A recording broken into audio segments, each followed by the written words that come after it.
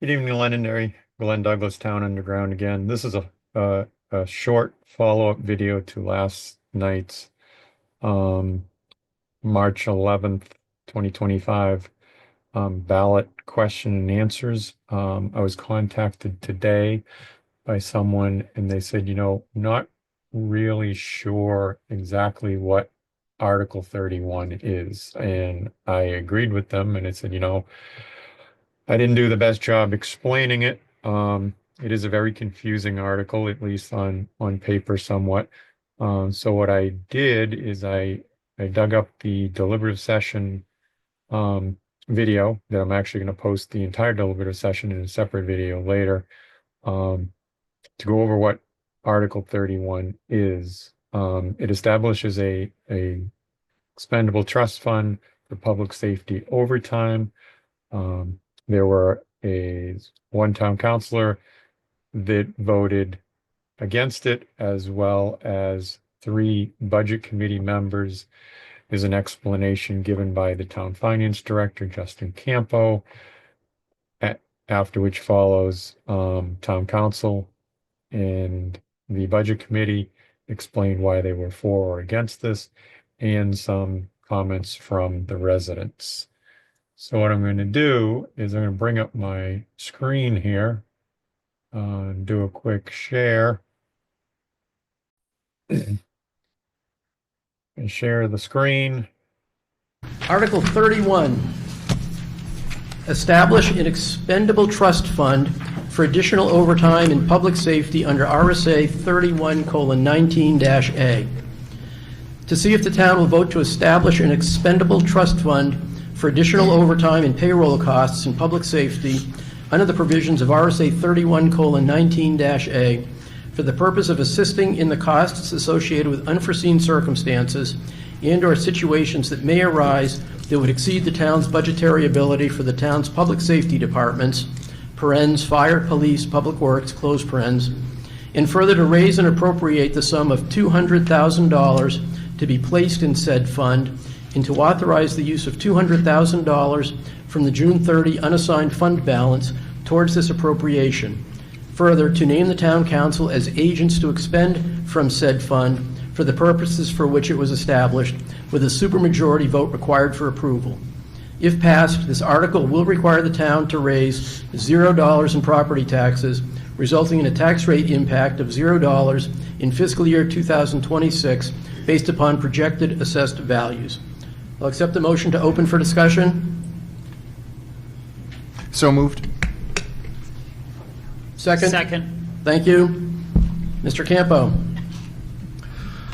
This warrant article establishes and funds an expendable trust fund to allow the town additional funding for public safety and overtime should situations occur in which the operating budget will not be able to sustain it.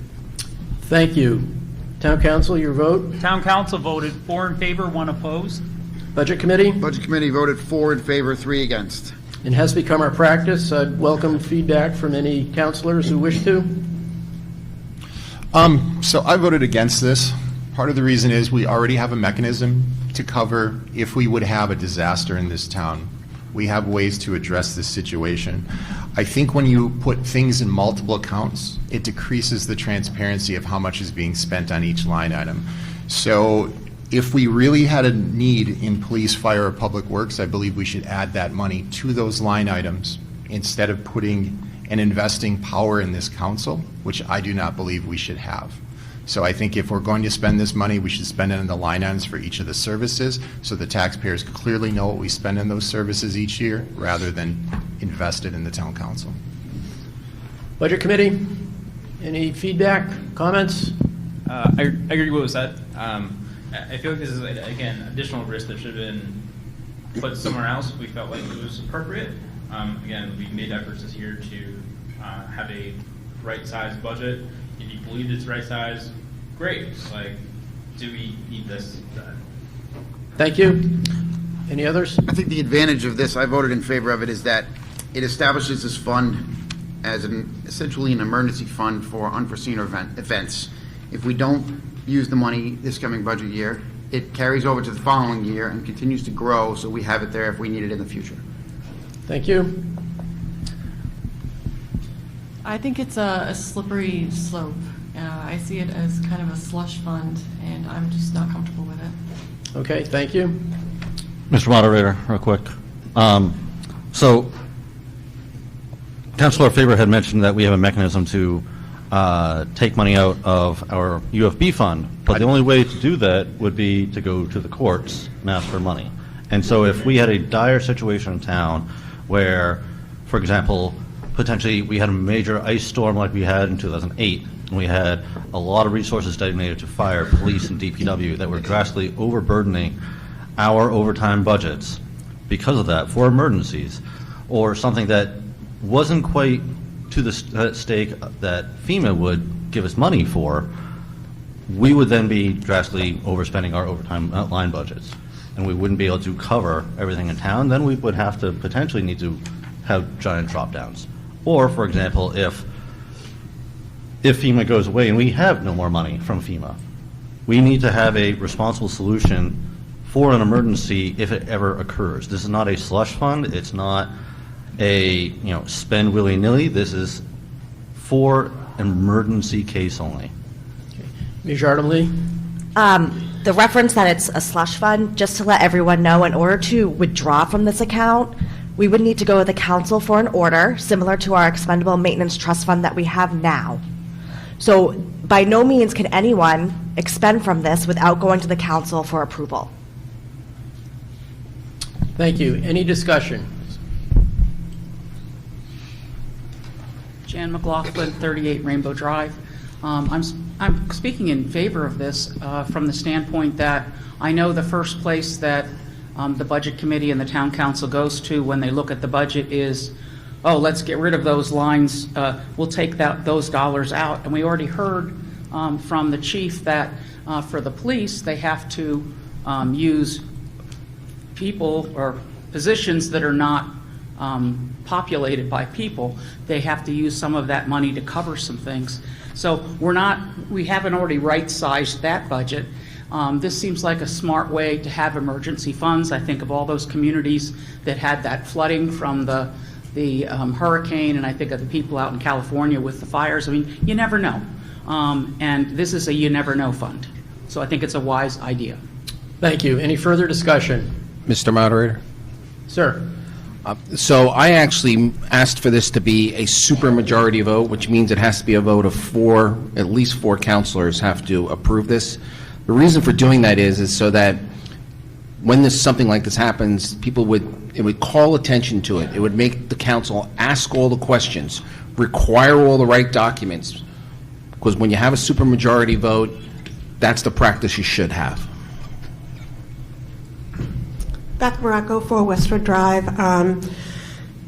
Yeah, I think we have to really think responsibly.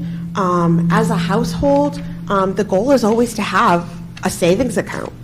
Any responsible household is planning for an emergency. We don't always have that luxury, but anybody with means is putting away money for an emergency, and that money isn't going to the movies. As a community, it's important that we are providing for a what-if contingency, and coming to the taxpayers in an emergency and saying, quick, we need money, might not be the best time to get money because maybe it is not available at that point. We do not know what is happening on a federal level. Things are changing rapidly, and we need to be proactive about taking care of ourselves. This is a CYA. We do not know what the emergency responses will be going forward on a federal level. We have always had a bit of a safety net there. We do not have that. And that doesn't matter what aisle you're coming from politically. If those agencies are not there to act upon an emergency situation, that's it. It doesn't matter.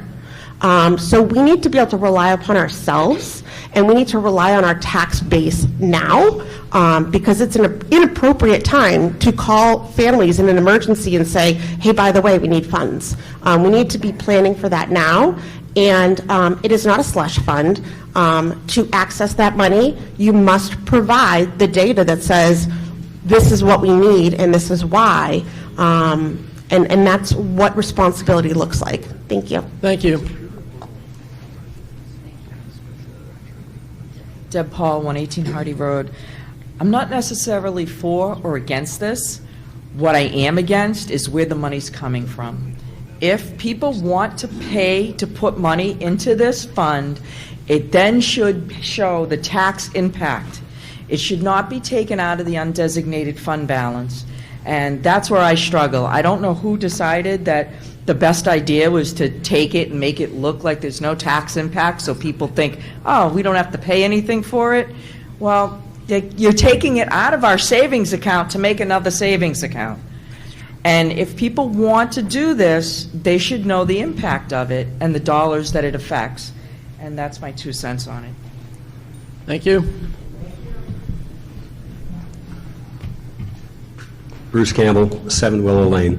Mr. Moderator, the layout of this package, and because this article covers police, fire, and DPW, in Article 4, or I'm sorry, for the fire department, we talked about spending money in Article 6, 7, and 14.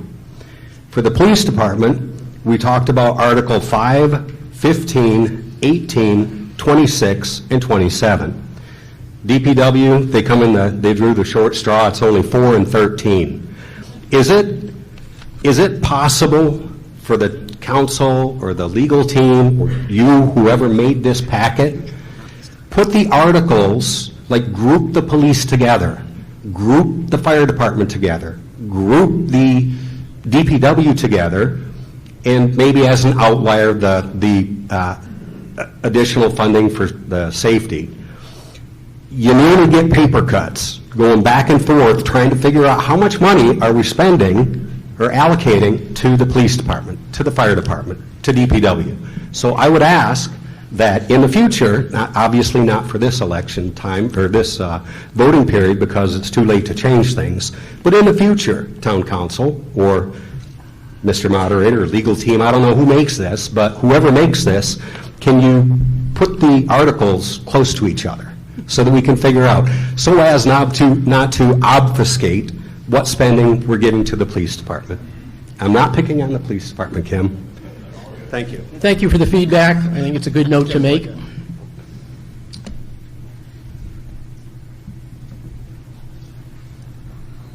Patrick Elasm, 22 Summer Drive. I just realized I shouldn't say good morning again because we're now in good afternoon. Simply a question of information. Is the intent for this warrant article because we do not currently have any other trust funds or other accounts that are dedicated only for staff overtime in the event of an emergency? So we have 0. That is correct. Okay, thank you very much. Any further discussion? I just want to make one point of clarification. To what Councilor Combs had said, I'd not said the mechanism comes from undesignated funds, and the reason I want to make that distinction is because I want people in this community to know, even if this doesn't pass, if a disaster strikes, we've been covered, and we're covered. Like, it's not something we have to fear of, oh, what happens all of a sudden if there's the world's biggest snowstorm? Are we going to all be just stranded and we're out of luck? That's not been the case in this community, and that won't be in the case going forward, whether you vote for or against this. Thank you. Seeing no further discussion, this article will move to the ballot as written. I will accept the motion. Motion to restrict reconsideration on 31. Second. Moved and seconded to restrict reconsideration on article number 31. All those in favor? Reconsideration is restricted. Okay, so that was the discussion from the deliberative session. I believe the session was about 5.5 hours. That's why one resident mentioned that it was afternoon, started at 9. It went a fair amount of time. So that's the explanation from the town council, budget committee, and some members of the public. Hope that clarifies it a little bit more. Again, if you have any other questions, you can always send an email at info@townunderground.com. I'll see what I can dig up and hopefully answer some questions. So for Article 31, that's all I have. Again, the election and voting on the ballot is March 11th. Polls open at 6 a.m. and they're open until 8 p.m. Hope to see a lot of people come out and vote. Again, thank you. Glenn Douglas, Town Underground.